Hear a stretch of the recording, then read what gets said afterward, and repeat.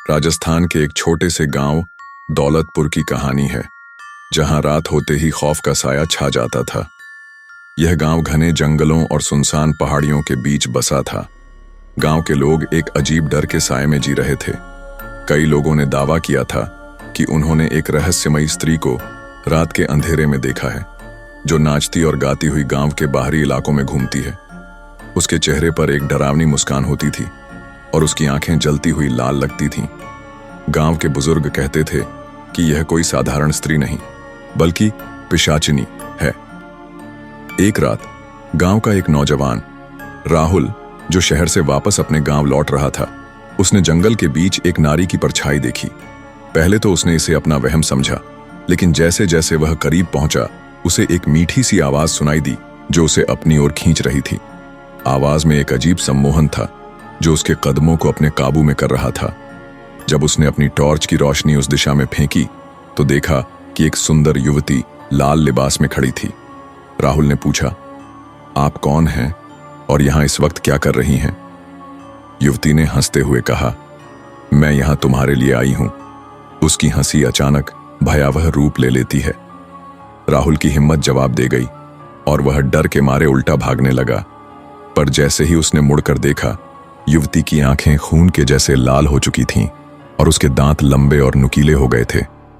राहुल का दिल जोर जोर से धड़कने लगा। राहुल किसी तरह गांव पहुंचा और तुरंत गांव के बुजुर्गों को यह बात बताई। गांव के मुखिया भैरव काका ने कहा, यह वही पिशाचिनी है जिसके बारे में हमारे पुरखे बताते थे। अगर इसे रोका नहीं गया तो यह पूरे गांव को नष्ट कर देगी। अगले कुछ दिनों में कई और घटनाएं घटित हुईं। गांव के कई पुरुष गायब होने लगे।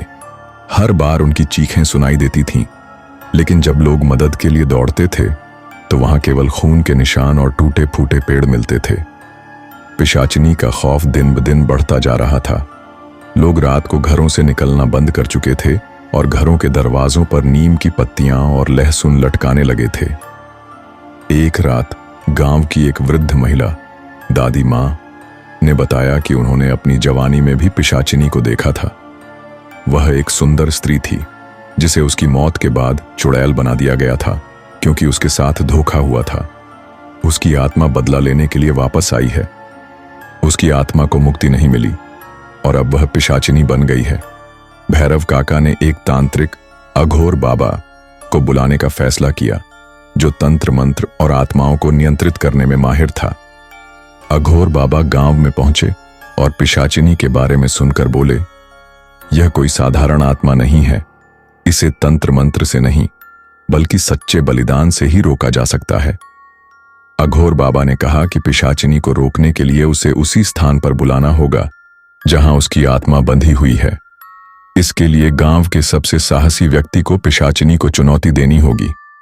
राहुल ने हिम्मत दिखाई और कहा, मैं यह काम करूंगा। मुझे पिशाचिनी को बुलाकर उसका अंत करना होगा। अघोर बाबा ने राहुल को एक पवित्र रक्षा ताबीज पहनाया और उसे मंत्र दिए। उस रात गांव के एक सुनसान क्षेत्र में एक बड़ा यज्ञ आयोजित किया गया। अग्नि की लपटें ऊंची उठ रही थीं और चारों ओर अघोर बाबा के मंत्र गूंज रहे थे। राहुल ने मंत्रों का उच्चारण करते हुए पिशाचिनी को चुनौती दी, अगर तुझमें हिम्मत है तो आ सामने। तभी अचानक हवा तेज चलने लगी और आसमान में बिजली चमकने लगी। एक काले धुएं के गुब्बार के साथ पिशाचिनी प्रकट हुई। उसकी आंखें जल रही थीं और उसकी हंसी से पूरा जंगल कांप उठा। तूने मुझे बुलाया है तो तैयार हो जा अपने अंत के लिए। पिशाचिनी की आवाज गूंज उठी। राहुल ने अपने डर को काबू में रखते हुए तांत्रिक के दिए हुए मंत्र का जाप शुरू किया। जैसे ही मंत्र का प्रभाव पिशाचिनी पर होने लगा, वह चीखते हुए उसकी ओर बढ़ी। अचानक उसने राहुल के चारों ओर एक आग की लपट पैदा कर दी। राहुल ने ताबीज को कसकर पकड़ा और मंत्र का जाप तेज कर दिया। पिशाचिनी जोर जोर से चिल्लाने लगी और उसके नुकीले दांत और बड़े होते गए। उसकी खौफनाक आंखें चमकने लगीं और उसने राहुल पर झपट्टा मारा। राहुल ने ताबीज को हवा में लहराया और ताबीज की रोशनी से पिशाचिनी पीछे हटने लगी। लेकिन तभी एक भयानक चीख के साथ पिशाचिनी ने हवा में उड़ते हुए राहुल को पकड़ लिया और जमीन पर पटक दिया। राहुल का सिर चकराने लगा और वह बेहोश होने लगा। अघोर बाबा ने देखा कि अब कोई और उपाय नहीं बचा है। उन्होंने अपनी छुरी निकाली और अपने ही खून से एक विशेष तांत्रिक मंत्र का जाप करना शुरू कर दिया। हे महाकाली, हे महामाया, इस राक्षसी को खत्म कर दो। जैसे ही उन्होंने यह कहा, आसमान में एक तेज काली आंधी चलने लगी और काली देवी की एक विशाल छवि प्रकट हुई। पिशाचिनी चीखते हुए दर्द से तड़पने लगी। उसकी खाल जलने लगी और उसके पैर और हाथ घुमड़ने लगे। उसके मुंह से भयानक चीखें निकल रही थीं, जैसे वह अपने अंत को करीब महसूस कर रही हो। अघोर बाबा ने अंतिम मंत्र का जाप किया और अचानक पिशाचिनी आग की लपटों में घिर गई। उसकी चीखें पूरे जंगल में गूंज उठीं और देखते ही देखते उसका शरीर राख में बदलने लगा। उसकी आत्मा ने एक आखिरी बार जंगल की ओर देखा और फिर हवाओं में विलीन हो गई। गांव के लोग अब भी सहमे हुए थे, लेकिन उन्होंने राहत की सांस ली। पिशाचिनी का अंत हो चुका था, परंतु जब अघोर बाबा ने राहुल को उठाया तो उन्होंने एक अजीब बात कही। यह पिशाचिनी सिर्फ बदला नहीं चाहती थी, इसके पीछे एक गहरा रहस्य है। यह आत्मा किसी बड़ी साजिश का हिस्सा है। गांव के लोग अभी भी डर के साए में जी रहे थे। पिशाचिनी का खात्मा तो हुआ था, लेकिन उसके पीछे का सच अभी भी सामने नहीं आया था।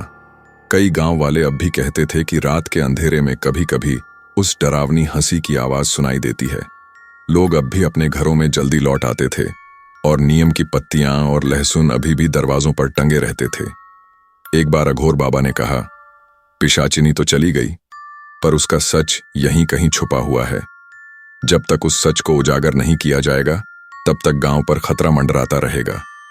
और इस तरह दौलतपुर गांव के लोग अब भी उस खौफनाक रात को याद करते हैं, जब पिशाचिनी ने गांव में आतंक मचाया था। वे जानते हैं कि उसकी आत्मा तो चली गई, पर उसका डर और उसके पीछे का रहस्य अभी भी जिंदा है, और शायद एक दिन वह फिर लौट सकती है। अंत नहीं, यह केवल शुरुआत है।